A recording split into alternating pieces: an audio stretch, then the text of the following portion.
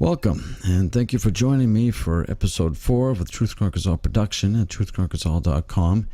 It's a beautiful hot summer night here in the Lion's Den that is Hollywood, California, September 25th, 2012. Today's topic is on Monsanto and GMOs and why it is very important that you know everything about these two in order to, if nothing else, just keep them as far away from you and the ones that you love as you possibly can. And if you have time or the desire, do your best to tell everyone else you know about it while you're at it, because the mainstream media and news outlets are not going to do this for you.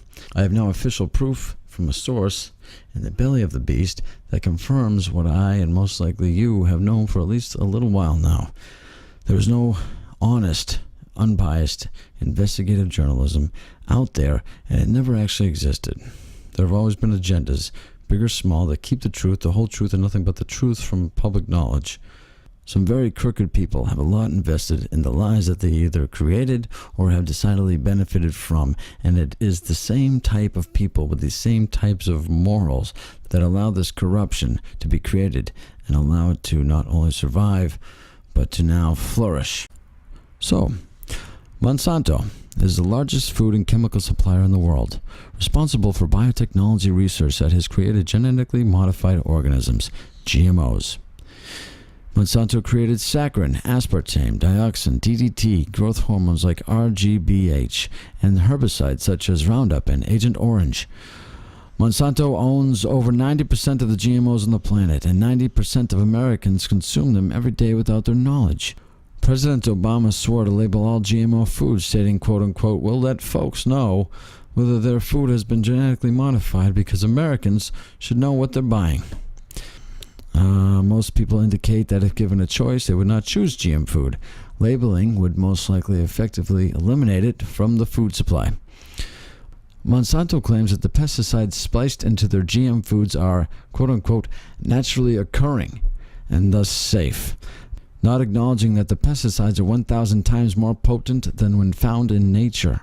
Rats fed a lifetime diet of Monsanto's genetically engineered corn or exposed to the company's popular Roundup herbicide developed tumors and suffered severe organ damage.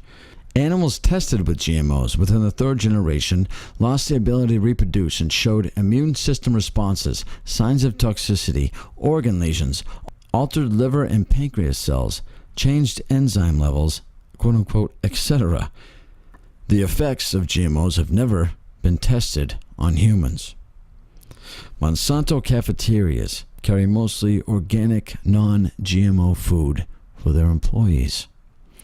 In 1992, Michael Taylor, head of the FDA and former Monsanto lawyer, I might add, approved GMOs onto the public without any studies or oversight, then went back to work for Monsanto as VP for Public Policy.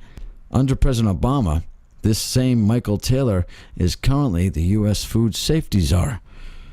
Monsanto regularly engages in illegal business practices and has been prosecuted for purposely placing GM seeds on organic farmland to then take legal action against the organic farmer, eventually stealing his property and destroying the competition, natural, organic, nutrient-rich food that they cannot control.